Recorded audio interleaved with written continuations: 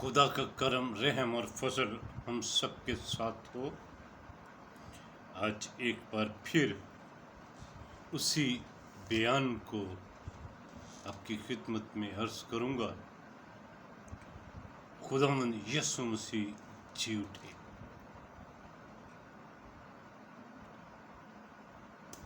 اور آج ہم اس بات کے لیے خدا کا شکر کرتے ہیں کہ یہ ایک ایسا معجزہ ہوا۔ خدا میں یسوع مسیح جب اس دنیا میں تھے تو انہوں نے بہت سے معجزے کیے اور انہوں نے زندگی بخش دی مردہ لوگوں کو۔ وہ جو مردہ تھے، مر گئے تھے، ان کو زندگی بخش دی۔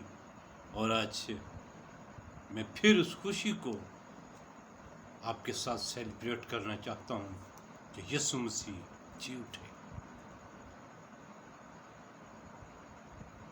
معجزات تو یسوع مسیح نے کیے ہیں، لیکن میں اس خاص معجزے کو کہ یسوع مسیح جی اٹھے، میں اس کو خدا سے منسوب کرتا ہوں۔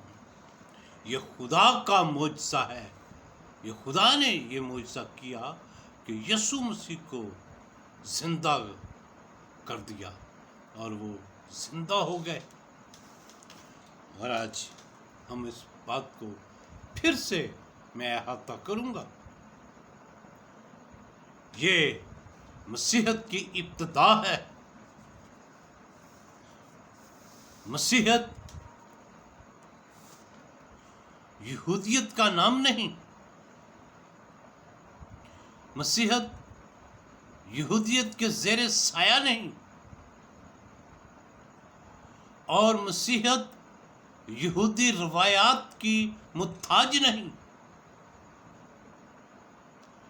بہت سے لوگ مسیحی کہلاتے ہیں، مسیح پر ایمان رکھتے ہیں، لیکن ان کے لباس سے ایسا لگتا ہے جیسے وہ یہودی ہیں، کیونکہ یسوع مسیح نے زندہ ہو کر کوئی ایسا لباس تجویز نہیں کیا کہ وہ جو معلم ہوں گے وہ ایسا لباس پہنیں گے۔ انہوں نے کوئی ایسی روایت نہیں بیان فرما دی کہ تم اسی طرح سے کرنا، بلکہ جو حکم ہوا آسمان پر جانے سے پہلے وہ اس کو ارشاد اعظم کے نام سے یاد کرتے ہیں اور کہتے ہیں کہ جی یہی سب سے بڑا حکم ہے، یہ مسیحیوں کے لیے بڑا لازم ہے، یہ ضروری ہے۔ میں مانتا ہوں کہ یہ حکم بہت نمایاں ہے، مسیحیت میں بڑی اہمیت کا حامل ہے۔ وہ جو مسیحیت میں داخل ہونا چاہیں وہ باپ اور بیٹے اور روح القدس کے نام سے بپتسمہ لیں۔ میں آگے جا کر پھر بیان کروں گا کہ اس کو بہت سے لوگ اس لفظ بپتسمے کو متنازع کرتے ہیں۔ اس کا یہ مطلب نہیں جو شاید آج کل بہت سے لوگ کہتے ہیں۔ آج یہ مسیح کے جی اٹھنے کی وجہ سے مسیحیت جو ہے یہ قائم ہوئی۔ یسوع مسیح کا جی اٹھنا مسیحیت کی بنیاد ہے۔ اگر یسوع مسیح جی نہ اٹھتے تو پھر ہمارے پاس کوئی خوشخبری نہ ہوتی، کوئی امید نہ ہوتی، کوئی تسلی نہ ہوتی، کوئی ایمان نہ ہوتا، کوئی انجیل نہ ہوتی۔ آج میں یاد دلانا چاہتا ہوں ہمیں کس طرح سے یسوع مسیح میں قائم رہنا ہے۔ یہ نہیں کہ ہم زبان سے کہتے رہیں لیکن ہماری عادات، ہماری حرکات، وہ جو ہمارے کام ہیں وہ یہودیوں کے جو نظر آئیں، یہ ٹھیک نہیں ہے۔ میں نے پہلے بھی عرض کیا کہ لوگ ایسا لباس پہنتے ہیں جس سے پتہ چلتا ہے کہ یہ کوئی بڑے رہبر ہیں. اگر وہ رہبر ہی ہیں تو پھر وہ مسیحی نہیں. رہبر مسیحی نہیں تھے. رہبر یہودیوں کے پیشوا تھے، یہودیوں کو تعلیم دینے والے تھے. یہاں اختلاف لوگ میرے ساتھ کر سکتے ہیں، لیکن میں اس کتاب مقدس کی روشنی میں اس کے سامنے میں یہ سمجھتا ہوں کہ جب یسوع مسیح نے کوئی لباس تجویز نہیں کیا تو پھر یہ لوگ کیوں ایسا لباس پہن کر اپنے آپ کو پارسا ظاہر کرتے ہیں اور سمجھتے ہیں کہ ہم پاک اور پوتر ہیں.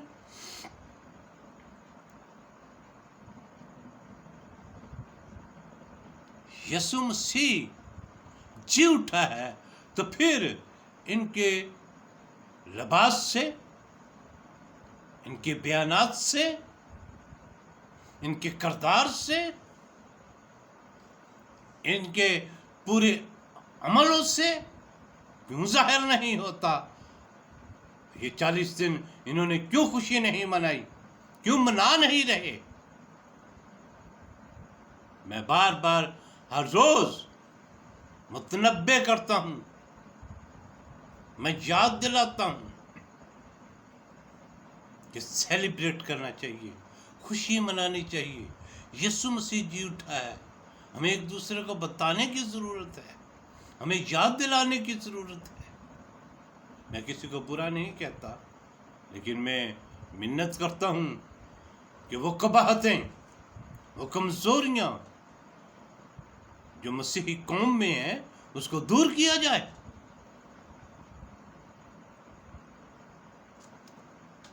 ایک دن بس اس کی یاد میں عبادت کر لی، یہ بہت ہے.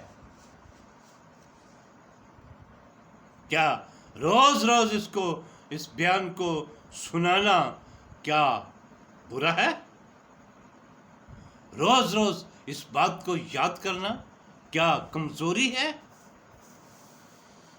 ہمیں یاد کرنا ہے کہ ہمارا خدا یسوع مسیح جی اٹھا ہے، اور یہ ایک ایسا ہمارے درمیان معجزہ ہے جس کو شاید ہم بھول ہی نہیں سکتے.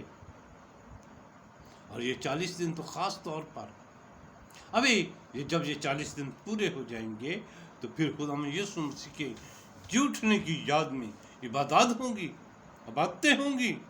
ہم یاد کریں گے کس طرح سے خدا میں یسوع مسیح آسمان پر اٹھائے گئے، اور پھر خدا میں یسوع مسیح کا خاص حکم جو انہوں نے صادر فرمایا، اور انہوں نے اپنے شاگردوں سے کہا کہ جاؤ اور جا کر گلیل میں ٹھہرے رہو. اور جب تم ٹھہرے رہو گے تو پھر میرے باپ نے وعدہ کیا ہے کہ میں تمہیں اکیلا نہیں چھوڑوں گا. یہ خدا میں یسوع مسیح فرماتے ہیں کہ وہ تمہیں روح القدس کا بپتسمہ دے گا. یہ آگے جا کر پھر میں عرض کروں گا. لوگوں نے اس لفظ کو بھی مسخ کیا ہوا ہے. یہ روح القدس ہے، یہ پاک روح کا بپتسمہ نہیں ہے. لوگ اس کو پاک روح کہتے ہیں. آج پاک روح آیا ہے جی، آج پاک روح مل جائے گا جی، ہمیں پاک روح مل گیا. بھائی،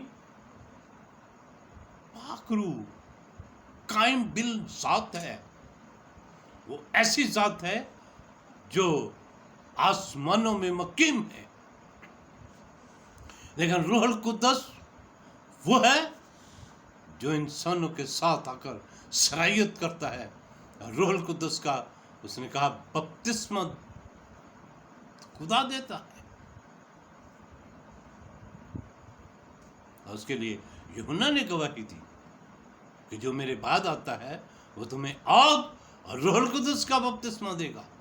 وہاں پر یہ نہیں لکھا کہ وہ آگ اور پاک روح کا بپتسمہ دے گا. اس لفظ کو بھی میں بہتر چاہتا ہوں کہ کلیسیا میں اس کو عام کیا جائے.